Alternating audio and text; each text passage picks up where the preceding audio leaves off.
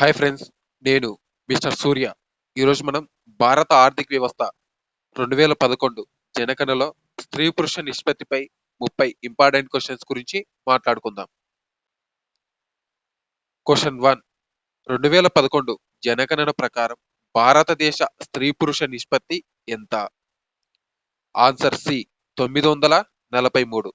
వివరణ: 2011 జనగణ జనగణన ప్రకారం ప్రతి 1000 మంది పురుషులకు 943 మంది స్త్రీలు ఉన్నారు. సెకండ్ క్వశ్చన్: 2001లో జనగణనలో స్త్రీ పురుష నిష్పత్తి ఎంత? ఆన్సర్ ఏ 933. వివరణ: 2001లో 933 ఉండగా 2011లో 943కి పెరిగింది. 2011లో 2001తో పోలిస్తే స్త్రీ పురుష నిష్పత్తి ఎంత పెరిగింది? Answer C 10. ఫోర్త్ క్వశ్చన్: స్త్రీ పురుష నిష్పత్తి అంటే ఏమిటి? ఆన్సర్ బి ప్రతి 1000 మంది పురుషులకు స్త్రీల సంఖ్య. ఫిఫ్త్ క్వశ్చన్: 2011లో అత్యధిక స్త్రీ పురుష నిష్పత్తి గల రాష్ట్రం ఏది? ఆన్సర్ కేరళ. వివరణ: కేరళలో ప్రతి 1000 మంది పురుషులకు 1084 మంది స్త్రీలు ఉన్నారు. సిక్స్త్ క్వశ్చన్: కేరళ స్త్రీ పురుష నిష్పత్తి ఎంత? ఆన్సర్ సి 1084, దేశంలో అత్యధికం. సెవెంత్ క్వశ్చన్: 2011లో అత్యల్ప స్త్రీ పురుష నిష్పత్తి గల రాష్ట్రం ఏది? జవాబు హర్యానా. హర్యానాలో 879 మాత్రమే ఉన్నారు. ఎయిత్ క్వశ్చన్: హర్యానా స్త్రీ పురుష నిష్పత్తి ఎంత? 879, రాష్ట్రంలో అత్యల్పం. నైన్త్ క్వశ్చన్: 2011లో భారతదేశ బాలల స్త్రీ పురుష నిష్పత్తి ఎంత? బాలలు అంటే 0 to 6 years లోపు ఉన్నవారు. Answer B 919. వివరణ: బాలల లింగ నిష్పత్తి 919గా నమోదైంది. పదో క్వశ్చన్: 2001లో బాలల స్త్రీ పురుష నిష్పత్తి ఎంత? Answer C answer B 927. వివరణ: 2011లో ఇది 919కి తగ్గింది. 11వ క్వశ్చన్: 2011లో బాలల స్త్రీ పురుష నిష్పత్తి ఎంత తగ్గింది? ఆన్సర్ సి 8కి. 2011లో ఆంధ్రప్రదేశ్ స్త్రీ పురుష నిష్పత్తి ఎంత? Answer B 993. వివరణ: ఆంధ్రప్రదేశ్ జాతీయ సగటు కంటే మెరుగ్గా ఉంది. 13వ క్వశ్చన్: భారతదేశంలో స్త్రీ పురుష నిష్పత్తి మెరుగుపడడానికి ప్రధాన కారణం? జవాబు మహిళల ఆయుర్దాయం పెరగడం. వివరణ: ఆరోగ్య సదుపాయాలు మెరుగుపడడం ప్రధాన కారణం. 14వ క్వశ్చన్: జనగణను ఎవరు నిర్వహిస్తారు? Answer C registrar general of India.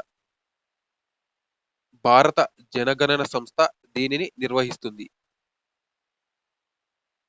15వ క్వశ్చన్: భారతదేశంలో జనగణన ఎన్ని సంవత్సరాలకు ఒకసారి నిర్వహిస్తారు?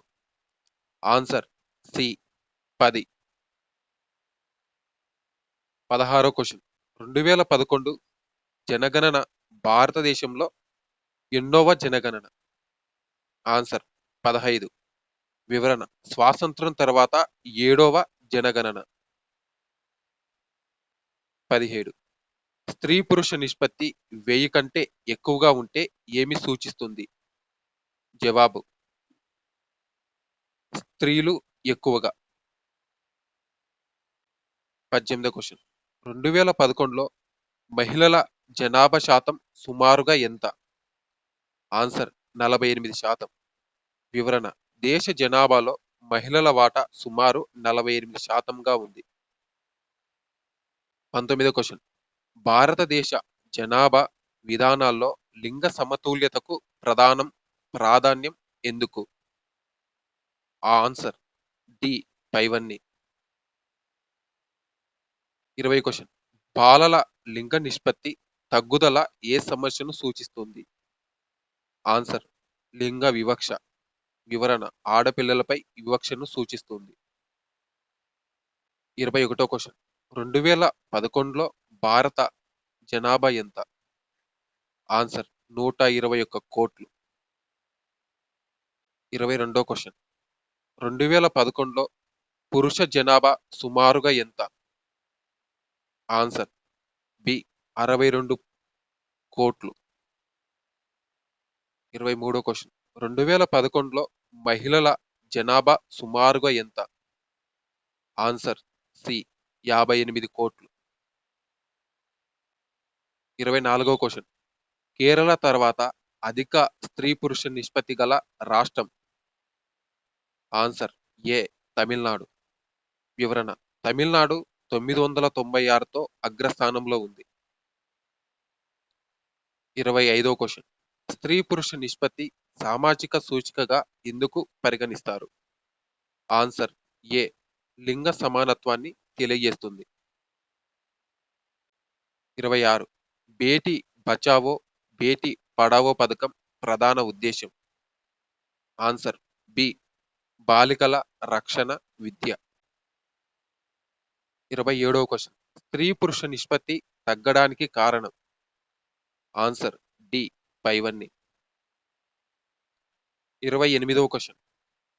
భారతదేశంలో అత్యధిక లింగ సమతుల్యత కలిగిన రాష్ట్రం? ఆన్సర్ ఏ కేరళ.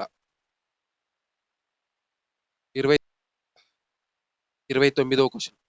2011లో భారత స్త్రీ పురుష నిష్పత్తి ప్రపంచ ప్రమాణాలతో పోలిస్తే?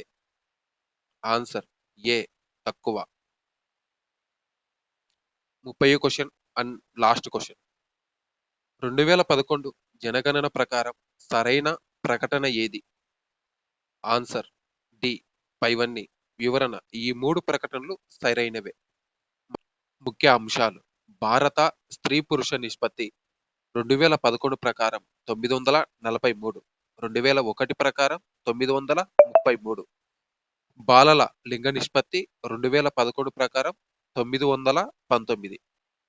అత్యధికం కేరళ 1084, అత్యల్పం హర్యానా 879, ఆంధ్రప్రదేశ్ 993. జనగణన ప్రతి 10 సంవత్సరాలకు ఒకసారి జరుగుతుంది.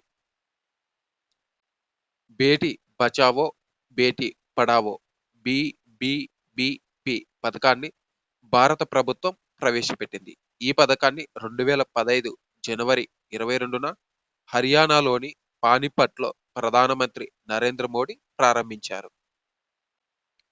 ఈ వీడియో మీకు నచ్చితే ఒక లైక్ చేయండి, అలాగే షేర్ చేసి కామెంట్ చేయండి.